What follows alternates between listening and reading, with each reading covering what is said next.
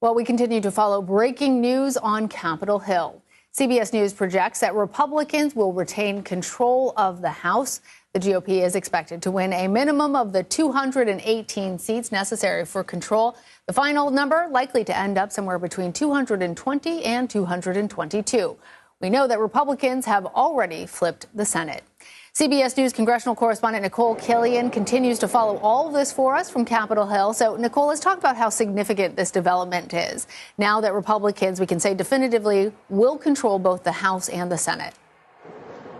Yeah, well, it is significant in the sense that there will be a trifecta here in Washington with Republicans holding not only the White House, but now the House and Senate, although House Republicans for the last several days have been projecting a lot of confidence about their posture, assuming that they would win these seats. I will say, according to our projections, we're expecting, as you mentioned, not only will Republicans likely secure that 218 margin, but are likely to pick up anywhere between 200 and 222 seats based on our projections. So again, still talking a very slim majority in the House, but nonetheless a sign of victory on the part of House Republicans who were long waiting for this moment where they could declare victory in terms of the House chamber.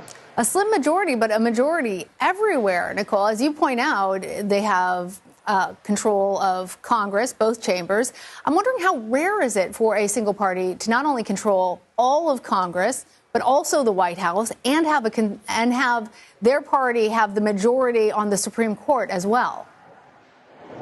Well, it is a pretty unique moment, although certainly not that rare in terms of seeing control by one party of the White House, the Senate, and the House. We certainly have seen Democrats do that, as well as now Republicans in this particular cycle. And what that enables any ruling party to do is to really expedite their agenda. And Republicans for some time now have been working on what they have called this 100-day agenda, where they were strategizing with the president-elect back over the summer in terms of what that would look like, what types of priorities they wanted to accomplish, whether that's extending the Trump tax cuts, focusing on energy independence, educational choice. And now they are poised to move forward on that. On top of now, of course, the president-elect now starting to name people to his administration, some of whom will require confirmation. But again, having that majority in the Senate will make that a much easier lift for most of his nominees moving forward. And certainly in terms of enacting a policy agenda, having this trifecta will also help him move swiftly, as well as both chambers to enact whatever policy priorities they have going forward. Well, and one of those key actors is going to be the incoming majority leader of the Senate. We now know that that is going to be John Thune. He has been elected by his Republican colleagues to that leadership position. What more are we learning about that decision, Nikole? Well, this was 9 months in the making. Keep in mind that Mitch McConnell announced earlier this year that he would step down from leadership, although he does intend to serve out the remainder of his term, which goes through 2026. So he will be sticking around, but just not as leader. But it does really mark a changing of the guard in the Republican conference in the Senate, in the sense that Mitch McConnell has been the leader of the Republican Party in the Senate for some 18 years. Since 2007. In fact, just yesterday, he talked about he was going to miss his office in the Capitol, having to give it up, having served both as majority and minority leader over that tenure. What we know about John Thune is that he is a key deputy of Leader McConnell as a minority whip. He has worked very closely with Leader McConnell, kind of as his number two. But at the same time, in terms of trying to jockey for this position of majority leader, has made clear that he is willing to enact the Trump agenda going forward, even though at times he has been at odds with the president-elect. So that is something that he reaffirmed today, saying that he is ready to move forward on that Trump agenda on day one.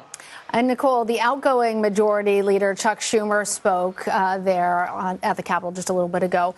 He spoke about a lot of work ahead for Democrats, both as a party and as part of the Senate writ large.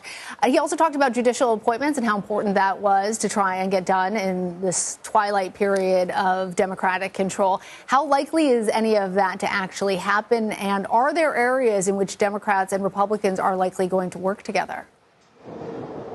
Well, I think, bipartisanship isn't completely dead here in Congress, even though at times it seems like there's a lot of intransigence. But that being said, I don't know that Democrats will be eager to help with every item on Donald Trump's policy agenda either. So I do think we're going to continue to see some tension and friction between the parties. And look, many Democrats that we have talked to, not only on the Senate side, but on the House side, have made clear that they are hearing the message of the American people and realize they may have to retool their message and do some soul searching internally as a party. In fact, I just learned a short time ago from a source familiar that House Democrats will be doing some listening sessions, kind of conduct a post-mortem after the election starting tomorrow to kind of figure out what went wrong and how they can best chart a path forward. All right, Nikole Killion, thank you.